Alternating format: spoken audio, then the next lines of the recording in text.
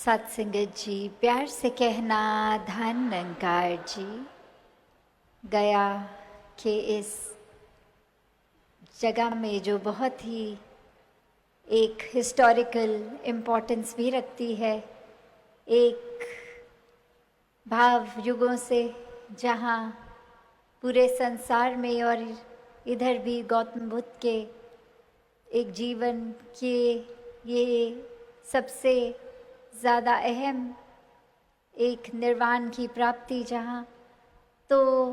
जीवन में हर एक के लिए ये जीते जी निर्वाण प्राप्ति आवश्यक। कैसे हर कोई जीते जी ही इस आत्मा का कल्याण परमात्मा की जानकारी से, परमात्मा के मिलन से, यही संदेश जो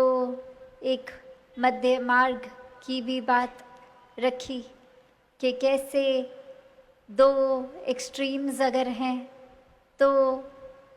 ना किसी भी तरफ की ज़्यादा अति अच्छी, ये बैलेंस की बात है, ये खुद की संभाल की बात है, ये एक मिडिल पाथ की बात है। और ऐसा ही उदाहरण अक्सर हम रोज़मर्रा में देखते हैं, जहाँ एक हमें बेशक ये पता होता है कि कोई भी चीज़ की अति एक नुकसान ही देगी, फिर भी मन एक अति की ओर जाता रहता है। कहीं एक भाव, एक जो बुरा ख्याल कह लें, नेगेटिविटी कह लें, आता है तो उसके अंदर ही मन को डुबाए रखना या फिर उभर जाना। ये चुनाव की बात कि कैसे अगर हम उस दुख की चीज़ को इतना गम बना लेंगे तो ये एक छोर, और जहाँ एक दूसरा छोर की बिल्कुल अगर कोई दुख की घटना है भी तो भी वो इमोशन, वो एहसास नहीं फील किया, वो महसूस नहीं किया, तो वो दूसरा छोर, तो ये दोनों ही एक हानि की बात है। जहाँ एक एक पल में ये उतार चढ़ाव जीवन के आ रहे हैं, उसको महसूस करते हुए भी उससे उबर जाना ही मध्य मार्ग है। कि एक दुख अगर है भी तो वो उस पल में दुख को जीकर फिर उससे उभरना है। एक ह्यूमन इंस्टिंक्ट्स की बात कि ये अगर भूख भी लग रही है, डर भी लग रहा है, तो ऐसा नहीं कि संतों को भूख नहीं लगती, नहीं। एक भूख का एक शरीर अगर इस तरह बना है कि अन्न ग्रहण करके एक ताकत इस शरीर को चलने की मिलेगी, एक सारे फिर ऑर्गन्स ठीक से काम करेंगे, तो उसके लिए भोजन बहुत ज़रूरी। और कैसे फिर यही बात कि गृहस्थ में रहकर भक्ति करनी है, एक जिम्मेवारियों से पीछे नहीं होना है। और ये करते करते यही अगर मध्य मार्ग की बात की कैसे हम जीवन में अनेकों एक उदाहरण भी देखते हैं, चाहे हम कोई म्यूज़िकल इंस्ट्रूमेंट की ही बात कर लें कि कोई सितार है या कोई भी अगर स्ट्रिंग जिसमें ये तार लगी होती है, और ये तार अगर बहुत ज़्यादा कस दी जाए तो फिर वो साज़, वो उस तरह से जो आवाज़ आनी है उससे नहीं आएगी। और वहाँ अगर बिल्कुल अति की ढीली कर दी जाए तो भी वो आवाज़ उस तरह एक सुर का रूप नहीं ले पाएगी। तो एक उस यंत्र में भी अगर पूरी ठीक तरह से साज़ की बात होती है तो वो स्ट्रिंग्स को, वो तारों को उतना ही कसना है जितना उचित है, ना इस पार ना उस पार, तो ही ये मधुर संगीत सुनने को मिलता है। ये ही एक बैलेंस की बात, ये मध्य मार्ग की बात। तो जीवन में हम अक्सर कितनी बार ऐसा देखते हैं कि एक अक्सर बात में भी बोले जाते हैं कि हमारा इच्छा ये है पर हमारी सोच ये है, और ये भी कहा जाता है कि ये कोई दिल की बात या दिमाग की बात में कुछ कश्मकश सी है। तो संतों ने तो हमेशा बहुत जीवन को सरल किया है, यही बात समझाई है कि ये परमात्मा में मन अगर लग जाएगा तो ये दिल भी परमात्मा के रंग में रंगा, ये सोच भी फिर उसी रास्ते डालेगी जो एक हमारे भी फायदे के लिए है और सभी के फायदे के लिए है। ये एक चालाकी चतुराई से सोच एक खुद को दूर ही रखेगी। ये पक्के के रंग में रंगती हुई ये एक जीवन की यात्रा। तो बात वही जो संत हमेशा से समझाते रहे, और आज भी ये बिहार और झारखंड के समागम के अवसर पे भी जो हमने सुना कि कैसे हर किसी ने संदेश आत्ममंथन की बात भी करी कि खुद के अंदर हर पल झांकते रहना है। कुछ उस समय नहीं कि अगर कोई एक बड़ी घटना हो गई तो फिर घर जाके कुछ हमने आत्ममंथन ये बुद्धि रूप से कर लिया। नहीं, संत तो इस आत्मा के लिए ये आत्ममंथन ये मन की बात है, ये दिल से आत्ममंथन की गई, कोई सूझबूझ वाली बात नहीं, पर एक सही चीज़ को छांटने की बात, बुराई को छोड़ने की बात, एक खुद को किस तरह सही मार्ग पे डालना है उसकी बात। तो जहाँ ये ब्रह्म ज्ञान का भी जिक्र बार बार कि एक ही उद्देश्य मनुष्य जन्म का कि अपनी असली पहचान करनी है, और ये असली पहचान किसी राज्य जाति पाति रंग भाषा भोजन की तरीके रीति रिवाज में नहीं है। असली पहचान तो अपनी ये परमात्मा ही है जो जीते जी इस जीवन के हर पल में एक, जहाँ से दासी ने बात शुरू की कि ये निर्वाण प्राप्ति, ये मुक्ति, ये जीते जी ही प्राप्त करनी है, कि ये परमात्मा अगर झोली में है हर समय, एहसास में इसी के हैं, तो हर पल ये आत्मा भी, सोच भी, ख्याल भी मुक्त हैं। ये फिर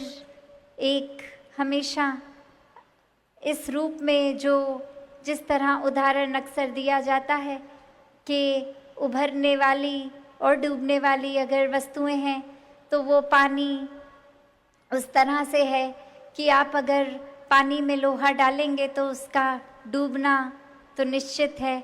और अगर हल्की सी लक्कड़ है तो वो उस पानी के ऊपर ऊपर तैरती है। तो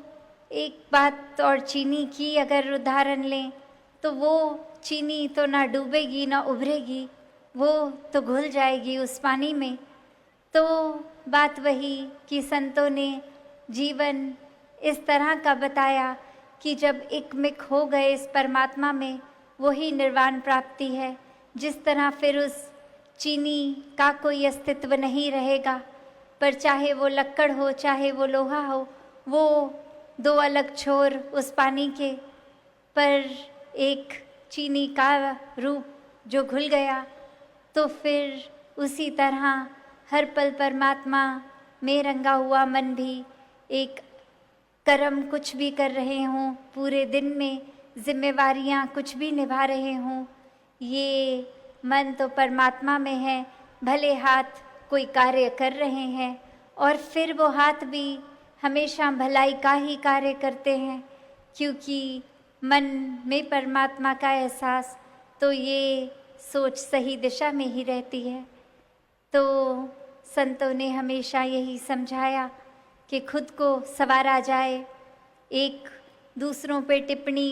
करने से पहले ये आईने की भी बात आज हो रही थी कि एक संसारिक रूप में तो घरों में जो शीशा होता है उसमें हम अपना बाहर से तो शक्ल आकार देख लेते हैं, पर मन के अंदर का आईना ये आत्ममंथन, इस तरह से हर पल में खुद को चेतन करना है। एक समय नहीं, हर समय ये निराकार को बसाकर ये एहसास खुद में रहे कि क्या वाकई ही सिर्फ मुंह से सुमिरन हो रहा है या सुमिरन के भाव भी एक अपने अंदर हैं। क्या हम वाकई ही हर किसी में परमात्मा का रूप देख रहे हैं या आज भी हमारी सोच किसी के आकार के ऊपर ही अटकी है कि ये इंसान मेरे जैसा नहीं है, इसका आकार तो ये श्रेष्ठ नहीं है, एक मेरे जैसी भाषा नहीं है बोलते तो श्रेष्ठ नहीं है, या कहीं और किसी भी तरह के पुरुष नारी इत्यादि कोई भी हमने भेदभाव के कारण बना लिए हैं। तो जिन्होंने वाकई ही परमात्मा से प्रेम किया उन्होंने ही परमात्मा की पूरी रचना से प्रेम किया। फिर ये भाव कि कैसे कोई ऊंचा नीचा नहीं, किसी की भी बात को एक उस तरह से ही लिया जा रहा है कि किसी ने कुछ कहा है तो जो उसमें से अच्छा है उसको छांट के जीवन में लागू कर लिया जाए, और जो लग रहा है कि एक हमारे हित के लिए नहीं है वो उनकी बातों को छोड़ दिया जाए। उनसे फिर वो एक मन के भाव भी एक खराब नहीं किए जाते, बस अरदास रूप ये निकलती है परमात्मा से कि उनके मन में जो एक भाव अच्छे नहीं वो भी किसी तरह संतमति को अपना लें और भाव उनके भी अच्छे हो जाएं। संत कभी भी किसी के लिए कोई एक मन से बुरी कामना नहीं करता, एक हरेक की भलाई में ही एक संतुष्टि, एक खुशी, एक आनंद कि अगर पड़ोसी के घर में रोशनी है तो खुद के घर में भले हो ना हो वो उतनी ही खुशी। तो भाव यही कि हर किसी को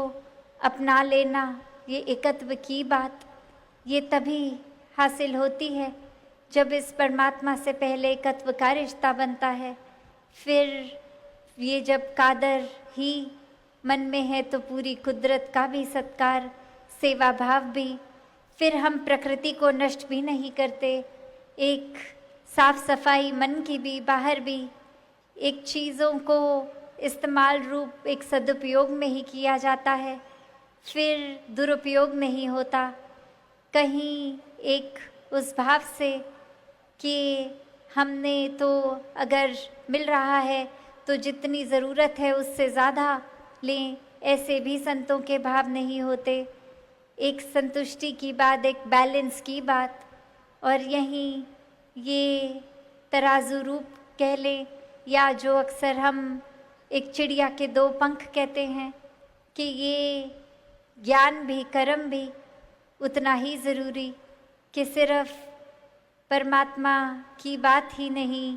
वाकई ही परमात्मा को ढालकर जो ये ब्रह्म ज्ञान मिला इसके ऊपर आधारित ये जीवन भी हो, हर पल ये नियत भी हो, तभी वाकई में एक वो उड़ान रूप होगा। तो इसी भाव से हर कोई जहाँ एक दुनिया में तो देखते हैं कि कैसे ये चतुराई, चालाकी, छल कपट, दूसरे को दर्द देना ही उद्देश्य आजकल बन गया है, वहाँ संत ये अपने मन में दर्द रखते हैं हर किसी के लिए कि एक आत्मा जहाँ पीड़ित युगों से शरीर बदल बदल के एक अस्तित्व अपना खोती गई, वहीं संत परमात्मा के साथ जीते जी ये आत्मा का मिलन कराना, ये एक आत्मा की पीड़ा तो दूर करते ही हैं, वहाँ एक संसारिक रूप में भी संत हमेशा वरदान ही बने हैं, एक समाज का कल्याण भी करते हुए। तो हम भी अगर देखें कि ये परमात्मा ने हमें जो दिया, जो नहीं दिया, जितना भी दिया, उसका हम क्या कर रहे हैं? क्या हम सिर्फ उसमें वो अगर कुछ रूप में एक कमाई है, धन है, तो वो भी अगर हम क्या सिर्फ अपने ऊपर ही या परिवार में ही लगा रहे हैं, या मानव कल्याण में भी वो सेवा रूप का भाव है कि किसी और के जीवन में हमारी तरफ से चाहे तन रूप हो, एक मन रूप, धन रूप, किसी भी तरह से किसी के कल्याण में समर्पित हो पा रहे हैं, या फिर वही ख्याल लालच का भरा हुआ है, एक अकड़ का भरा हुआ है, एक अहम का, अहंकार का भरा हुआ है, एक अपनी संप्रति के एक जुड़ाव इतना कि ये साम्राज्य ही बन गया है, एक घर मकान, एक फैक्ट्री इत्यादि, ये पूरा हमारा है और हमने तो दूसरे का भी हक दबोचना है। अगर ऐसे ख्याल हैं तो फिर ये शुक्राना भाव कहाँ आएगा परमात्मा से? उल्टा जो मिला उसका भी दुरुपयोग ही हो गया, क्योंकि एक दूसरे के ये सहायता रूप नहीं, ये सेवा का भाव, ये तो और ज़्यादा ज़रूरी एक भाव होना मन में कि एक मदद नहीं कर रहे किसी की भी, ये तो समर्पित हैं हमारा मन जो दूसरों के लिए किसी रूप में काम आ सके। तो क्योंकि ये निराकार दातार परमात्मा ने ही कुछ दिया तो हम आगे कुछ कर पा रहे हैं। ये दातार ने अगर शरीर का बल नहीं बख्शा होता, ये बुद्धि ठीक नहीं रखी होती, ये धन दौलत नहीं होती, तो फिर हमारा भी हम गुजरान अगर नहीं कर पाते तो हम किस तरह से बोल सकते हैं कि एक हमारा एक ये शरीर है, हमारा धन से बहुत अच्छा है, ये परमात्मा ने दिया तो ही हम उस काबिल बने कि किसी के लिए कुछ कर पा रहे हैं। वरना तो अगर एक हम सोचे कि ये हमारा शरीर है तो क्या हम अपने सर का एक भी कोई बाल सफ़ेद होने से रोक सकते हैं क्या? एक सफ़ेद होने के बाद उस पर कोई सा भी रंग तो लगाया जा सकता है, पर वो रूप कि ये जो चमड़ी है ये अगर बचपन में, जवानी में उस किसी तरह दिख रही है और बुढ़ापा आते आते वो रिंकल्स, झुर्रियाँ, क्या वो होने से रोक सकते हैं? तो बात वही कि अगर वाकई ही ये तन मेरा है तो फिर तो ये मैं कर सकता, पर बात वही कि ये परमात्मा ने सिर्फ ख्याल रखने के लिए दी हैं और उस तरह तभी एक मन को भी साफ रखने की बात, तन को भी एक चलता फिरता रखने की बात, तभी वो व्यायाम वगैरह जो भी रूप से स्वस्थ रह सकें, मन को स्वस्थ रख सकें, तभी वाकई ही ये जो दात तन रूप की भी मिली उसका भी ख्याल हो सके। ये तन किसी पे अत्याचार करने के लिए नहीं परमात्मा ने दिया, ये शब्दों को परमात्मा ने गाली गलोच या निरादर या दुख पहुंचाने के लिए नहीं दिया। ये कोई भी एक चीज़ अगर हम ले लें वो एक दात है, एक गिफ्ट है जिसका हमेशा सदुपयोग ही करना है और किसी को भी उस रूप में अपने से नीचा मानकर नहीं, बल्कि हर एक में परमात्मा को देखना है, हर एक को पूजनीय मानना है, हर एक की सेवा करते हुए इस रूप में ही हर किसी का आदर सत्कार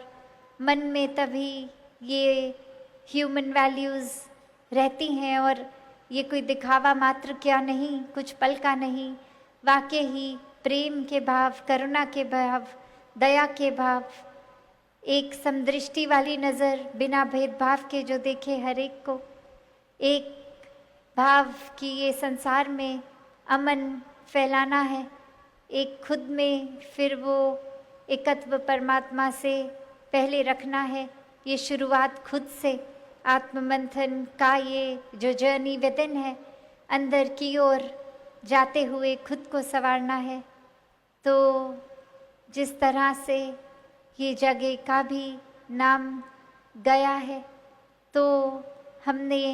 अपने मन के अंदर देखना है कि हमारे अंदर क्या अहंकार है या गया है।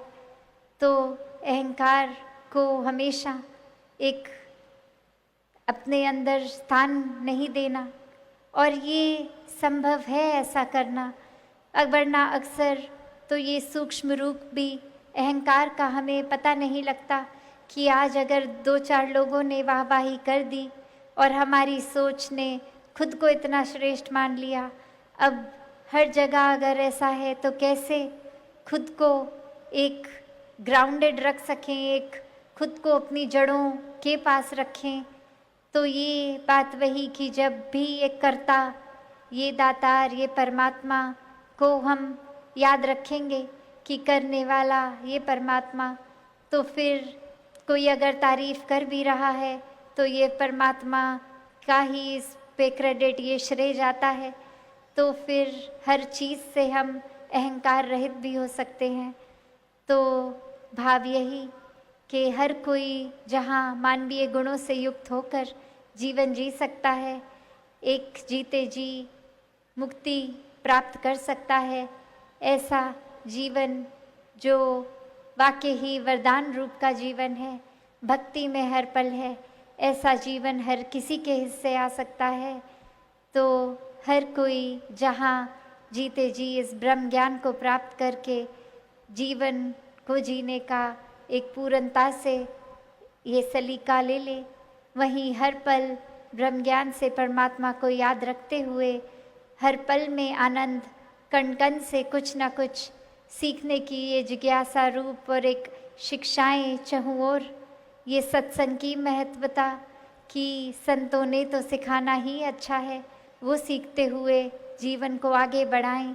सेवा रूप समर्पित होकर, सुमिरन रूप सिर्फ बोली से नहीं, भाव से ये परमात्मा से अपनी लिव और जुड़नी और गहरी करनी। तो ऐसा जीवन